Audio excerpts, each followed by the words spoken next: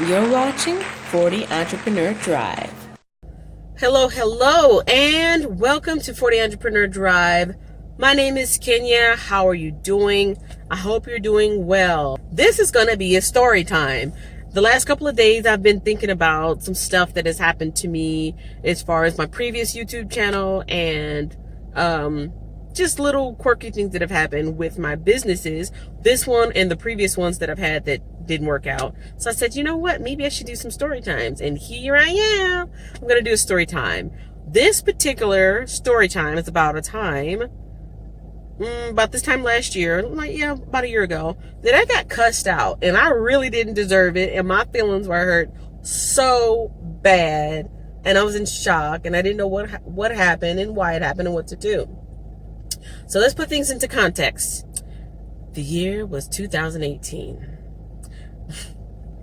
Golden Girls reference. So this was about last year. I was sort of kind of new in the department that I am at the job. And so I knew a lot of people there, but I didn't know everybody there. And I was still trying to figure out some of the personalities in the group. It's a lot of older people, and coming from departments where I'm working with younger people, I can be a little bit hyper. I can be very animated. I can be a character. I can be a ham. And a lot of the younger people can kind of take me. And then when I'm around the older group that's in this department, I kind of have to be a little bit more reserved because their patience is thinner and they don't want to deal with all that.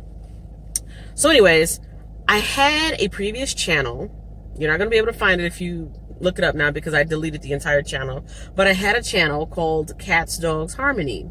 I had a channel called Cats, Dogs, Harmony, and I had a website called Cats, Dogs, Harmony. And my channel was focused on my cats and my two dogs that I had at the time. I won't tell you about the dogs right now in specific. That's a whole nother story time. But I had Cats, Dogs, Harmony, which was my YouTube channel, and I would upload sort of kind of funny stuff. I mean, it was nothing viral. It was just like day in the life of a woman who's got 9, at one point 10, 9 cats and 2 dogs. And I truly believed in my heart that, you know, they could live together in harmony, hence Cats, Dogs, Harmony. And I would make cat videos, and then I would make dog videos, and then I would make videos of them together. I would do little challenges and little funny stuff. It was cute.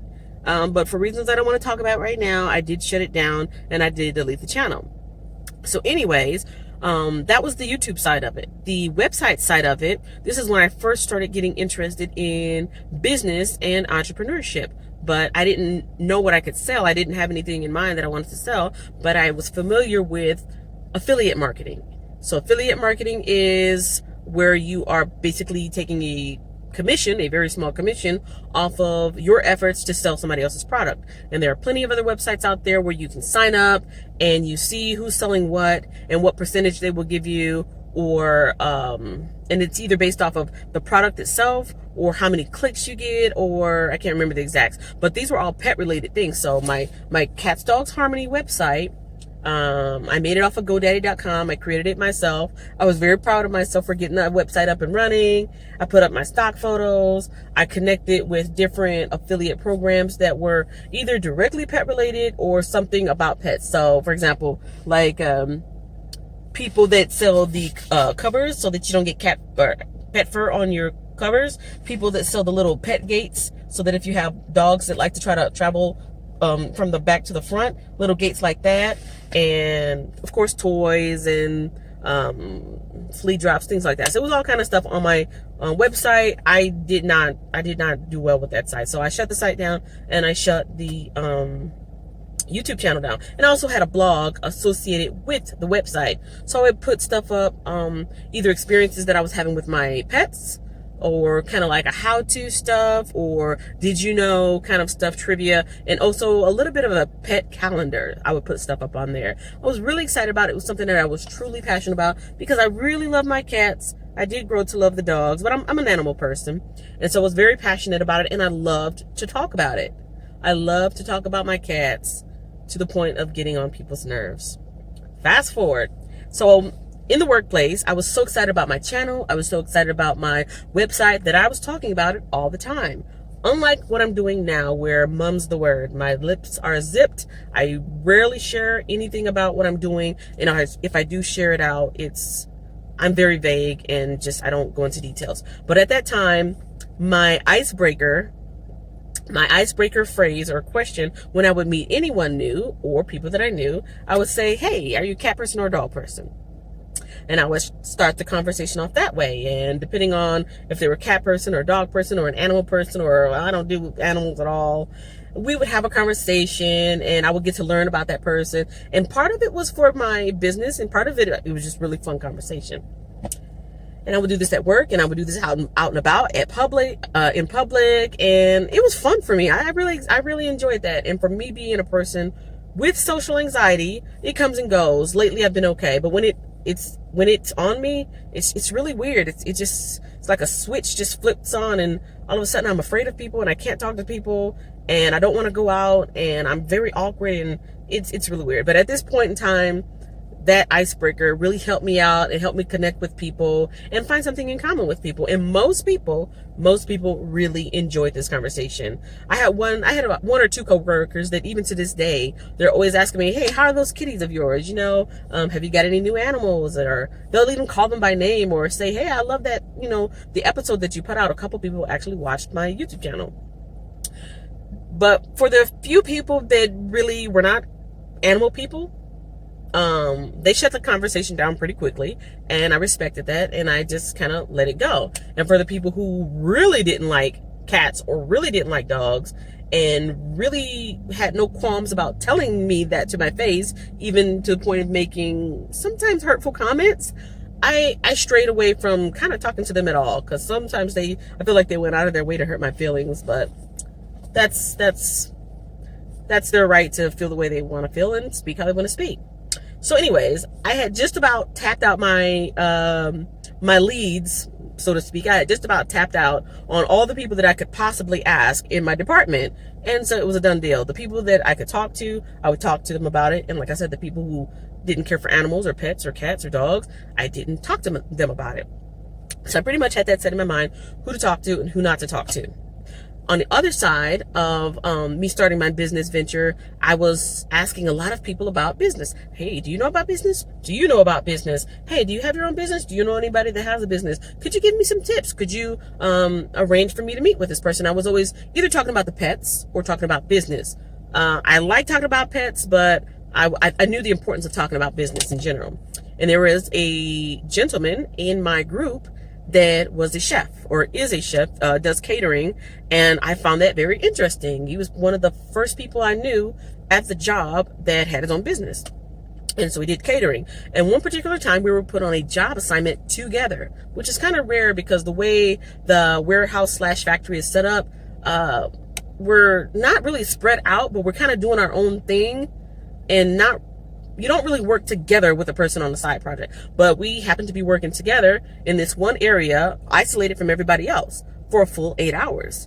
And so I was like, oh wow, I'm going to pick this guy's brain, and this is going to be so cool. I'm going to learn a little bit about business. And he kind of had a standoffish personality to me, not to most people, but to me, because like I said before, my personality sometimes is a bit much for people. I can be really happy. I can be really bubbly. I can be really charismatic and a little bit hyper. And I mean, if you tell me to calm down, I'll calm down, because I don't want to get on anybody's nerves. I know when my kids were coming up, they go through that one stage. I don't know if it's between the ages of 6 and 8 or 6 and 10, something like that. There's a talkative stage. You guys that are parents know what I'm talking about. There's a talkative stage that kids go through where they're either very curious or just very gabby, and they're just talking. It's like, oh my goodness, will somebody give this child a nap? Give this child a timeout. So I know that it can be annoying when somebody's talking nonstop and you're not in the mood. So anyways, like I said, I kind of know how to rein it in. But this particular night, I think I did pretty well. I would ask him different things like, so how long have you been doing catering? How long have you always liked cooking, or did you go to school, culinary school? And he was giving me very short questions and just no, yes, a while, nah. And he just didn't want to be bothered. So I was like, okay, I'm not really going to talk about business anymore. I don't know why that guy just, to this day, he just doesn't like me. And I just pretty much focused on the job we were doing and kind of worked the rest of the night in silence, which was kind of sad. Fast forward again, I was in another department. Remember I told you guys in the other video, there is a large billboard, cork board with people's business stuff on it. Episode 181, trying to get that video to 100 views so that I can kick off my series. So don't forget to check that out and share it. But sometimes people put flyers up, sometimes people put their business cards up, and then there's those glossy card type things. I don't know what you would call them, billfolds or what, but they're about that big and they're glossy, usually on both sides, depending on what the person's business is. And you could see what their stuff is about. So anyways, I'm in another department and I see this glossy, I'll just call it a glossy. I see this glossy card and it's got a prepared dish on one side. It looked delicious. I don't even remember what it was. It had a prepared dish on one side. When you flip it over in full color, it was the name of a restaurant, but it had the name of the restaurant and the number, but it didn't have the person's name. So I said and it said, we do catering. And I said to myself, hey, I bet this is so-and-so. I couldn't remember his name. I still don't know his name now. I was like, I bet this is so-and-so. This is so cool. I'm going to give him some business. I'm going to, refer him out. And that way, maybe we can connect on that level. So a couple of days later, I went back to the other area where I normally work. And we had a little bit of downtime because usually it's very busy in there. But we either had a breakdown or we ran out of some parts. So everybody was kind of sitting around chilling. And I was, what was I doing? I saw him talking to another coworker. And, I kind of came up and joined the conversation, and I was about to mention the little glossy card. So they're talking. I'm like, hey, what's going on? Hey, I got a question for you. The question was going to be, is this your business? That's so cool. Where'd you make the card from? Where is it located? Da-da-da-da-da. That's what the question was going to be. The question he thought I was going to say is, are you a cat person or a dog person? And his response to that was, nah, I told you I ain't no bleep, bleep, cat dog person. Get the bleep out my face, bleep. And he stormed off. And the person that he was talking to and I looked at each other for about 5 seconds. That person, who's a very good guy, Christian guy, he kind of chuckled because he thought it was like an inside joke. Or he thought that, like sometimes when people are cool enough with each other, they kind of rag on each other a little bit, kind of a little bit mean, but it's because they're so close. So he's looking at me like, kind of an awkward laugh. And I just started tearing up. I didn't know what to say. I didn't know what to do. I don't clap back. I don't have that ability. Sometimes I've been able to do it, but I at that moment, it all happened so quick and unexpectedly. I sat there in shock. I teared up. I composed myself. And as I'm holding the card, because I think I either took a copy of the card. Yeah, I think I took an extra card because there was 2 in that department. I took one and I sat there and I held up the thing and I said, I was going to ask you about your restaurant, if this was your restaurant. And me and the gentleman that he was talking to, he said, was that a joke? I said, no, that wasn't a joke. No, I don't joke with people like that. Like I rarely cuss. And if I do, it's because I'm really, really angry. And I try not to do it in a situation like that where I'm like putting somebody out there. I was like, no, that wasn't a joke. That was serious. So he walked off. It took about 5 to 10 minutes to compose myself. Then I got angry. Then I wanted to go confront him and say, you know what? That wasn't cool. It wasn't necessary. Even if I was going to ask you about this question, which I mean, really it was such a neutral and friendly and like mundane question. Are you a cat person or dog person? Like, why would somebody even get angry over that? Why would anybody get upset over that question? Even if I had asked him repeatedly, which I had only asked him once before, but maybe he overheard me asking other people, why would you get upset over that question? And even if you were upset, why would you cuss somebody out that you don't even know in a workplace that's always friendly and respectful to you? So anyways, I wanted to address that with him. And this was probably during the middle of the night, during the middle of the shift. So there was just a couple of hours left. And we kept having a lot of downtime. We would work a little and then downtime and work a little downtime. So during those downtimes, I was trying to catch up with him and say, hey, you owe me an apology for one. And two, I wanted to ask you about this glossy card. Does this belong to you? And this, I'm saying gentleman loosely, this gentleman, when he saw me coming, he would either turn his back, act like he was busy, or he would he would start doing something with the job that I couldn't really distract him, because it would mess things up. So I stood back, I gave him his space. I let him do the job, but then I had to get called away. So it was really awkward. I was not able to address it. I wasn't able to talk to him. I tried like 3 times that night. Every time I went somewhere, he would see me coming and he would leave, or he would get in a conversation with somebody else and just ignore me. And the other person is looking like, and they would keep, it was so awkward and so painful. But, needless to say, I avoided that person for a while. And by avoid, I can't really avoid them because we're working in the same department, and it was really awkward. Sometimes I had to work right beside him or around him, and I just gave him his space and let it be. But yeah, that was a day. I don't think I've ever gotten cussed out like that before. I mean, I hadn't got cussed out in, man, let me think, because I'm such a laid back person. I mind my own business, and I don't really go in places where I feel like there will be tension or drama or anything. So I don't know. I can't even think of a time. But it took about 6 months later. I mean, I forgave him like within 2 months.